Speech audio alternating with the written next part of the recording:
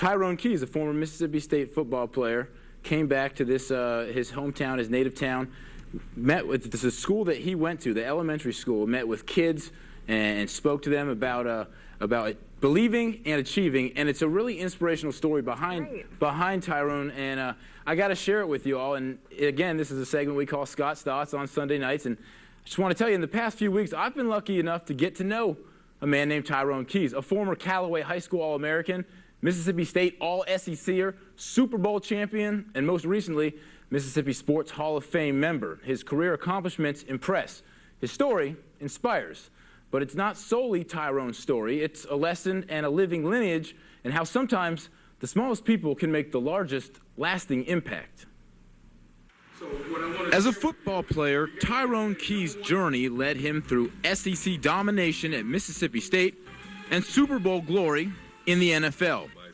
Yet through all of his triumphs and success, he never forgot about this woman, Mary Hagan, Keys' sixth grade teacher. So when she came out from LSU as a grad and talking to us about LSU and Southeastern Conference football, and gave a chance for a kid like me to really dream, and I began to watch the Mississippi State highlights. So much so that for 39 years, Tyrone tried to contact Mrs. Hagan. The teacher to whom he owed so much had no awareness of the impact she had made. She expanded our awareness of what the possibilities could be. And over the years, I always thought about her. To be honest with you, I did not know, I have a clue that this impact had reached the level it did until after we started talking. If people was like you, you know, if more people like you, this world would be a whole lot better place. And a lot of these children now, really, they would be so much better because you showed a lot of passion. Trust. In 1970 Jackson, this school, like many others, was combining students and teachers, both black and white. Tyrone says at 9 years old, Mrs. Hagan was the first white person he'd ever spoke to. You standing right, because your desk was right here. And I sat right over there. And, I know we had room up here to do our little dancing around and. Yeah. And the other thing is, I remember those kids lined up against the wall when you had too many kids in that class. Yeah. The times were tenuous, and Hagan and her husband withstood great criticism from peers for the young teacher's position. This elderly lady that lived across from me, she was friends with the governor. I don't know what the deal was there, but she came over and told me, said, you need to get all your stuff out of here because they're plotting against you. Right. And my husband already left, so I called him up, and he and his father came up during the middle of the night and packed up all our stuff. What y'all didn't know, I was just practically sleeping on the floor over there. And they were just harassing me something terrible. You know, back in our era when Martin Luther King had that famous quote, it's not the content of your skin, but the content of your character. She came in and she represented what true character is. And I want to thank you so much for inspiring me, continuing to inspire me. I'd like to present this to Tyrone. A teacher's gift is knowing that a student has reached his or her fullest potential. And to top that off is knowing that that student is able to return this back to the community. And Tyrone has certainly fulfilled my dream as a teacher. So Tyrone, I would like to present this very special plaque to you, and a special thank you for touching my heart, not only back in 1970, but again in 2009. Oh, well, thank you very much.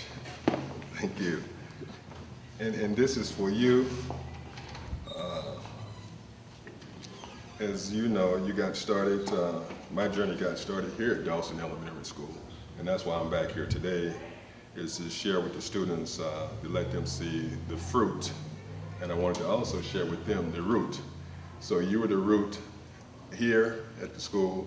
My parents was a root at home, and I want teachers to know around the country that it's the positive words and it's the seeds that they plant within the heart of the students, and it can come full circle if both people come together as one. 40 years ago, I was right here, walking the same halls, sitting in the same chairs that they were sitting in. So I wanted to have an opportunity to see what the picture can look like for them. We changed classes. Right. But no, when you left, that wasn't, did you finish that whole year out? The semester, first Right. semester. Right. And you know, when you left, you know, a lot of people behind that was kind of hurt behind that. Because, you know, you was such a lovable and respectable person. And there's a lot of people behind you. I never knew all of that. I I knew what y'all did to me, but I didn't know what I had done to y'all. Right. It's a teacher's dream, knowing that you had that kind of impact on a young student, especially in elementary. You never know which child you touch and what time of day you may touch that child or in what way. It's overwhelming. Every teacher strives to assist each student in reaching his or her highest potential, and knowing that you accomplish that goal is the ultimate. When they first started talking at Tyrone's recent induction into the Mississippi Sports Hall of Fame, where teacher stood beside student for the first time in nearly 4 decades, as Miss Hagan accompanied Keys as his special guest. 6 new members were added to the Mississippi Sports Hall of Fame tonight during the first of a weekend of activities here in Jackson. Former USM football coaches Jeff Bauer and Jim Carmody headlined the list of Mississippi sports legends. Hugh Green, Tyrone Keys, John Stroud, and Robert Morgan were also inducted into the state's ultimate shrine for sports heroes. It's a great feeling because it's something I never really thought about. To be in there with Walter Payton, a teammate of mine with the Chicago Bears.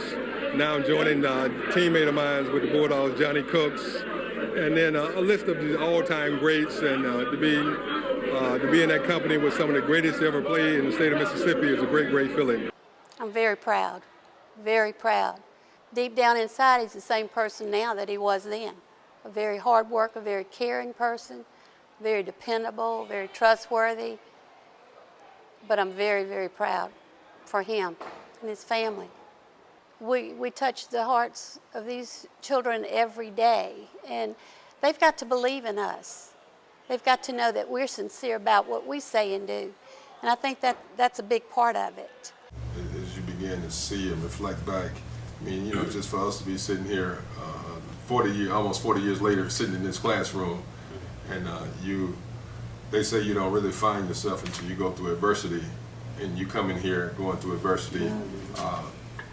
And of course, the journey, I always tell people this, the journey is not just for one individual, it's for everybody. And so, you know, when you bring everybody back together, and for us to be back here today, and you just shared that story with the Pope, he came down and gave you confirmation. I mean, that lets you know that you following your course, and you're following your calling. What makes Mrs. Hagan and our story so different is because of the circumstances and because of the fact that she could have said, adios, I'm gone.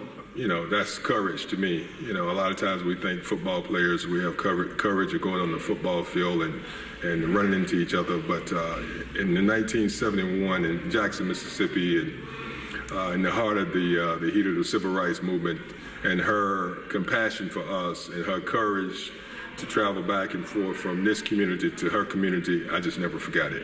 Neither did she.